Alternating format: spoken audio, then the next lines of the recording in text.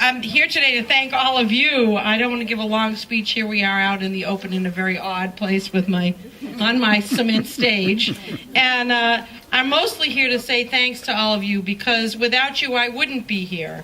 And I want to thank my family, my mother, who's sitting here, B. Davis, who has joined us, and whose political views are still well known within the family and keep me going all the time. My husband, Richard, my son, Aaron, and his wife, Caroline, are all here and are great supports to me. And then there's all of you who have been a part of the campaign, all the volunteers. This is a kind of a funny event, you know, with 125 or so people who are attending, but I think 45 of you are volunteers who made it happen. So thank you all, and everybody contributed to make it happen, but we have an awful lot of help. And I just want to sort of quote what Brian Conway came up with. This is Brian Conway. Brian, raise your hand. Brian is my longtime designer, and the reason I look so good on my buttons and my bumper stickers and all the rest of it. And Brian said, well, really, you should say together with Henrietta. That's what you're about. And before DeVal Patrick and before Barack Obama, we were together with Henrietta here because of Brian, and you were all together with me. And that's what's really made the difference. I love working on the city council most of the time. I'll tell the truth.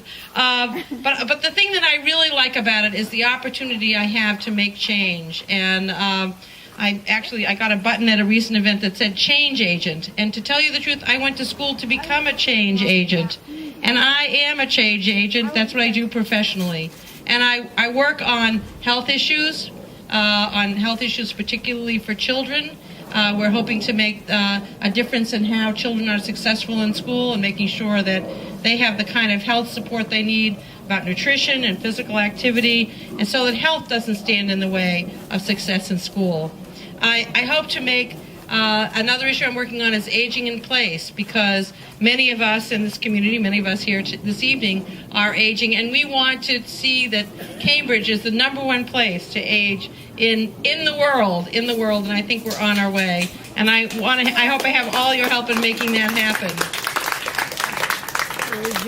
Most recently, and brought up from the grassroots, if you'll pardon the pun, I've heard from lots of people who really want to see more community gardening, who want to see us be part of the movement to bring food local. And I have had help this evening in bringing you some local recipes and some advice about where I could find local food.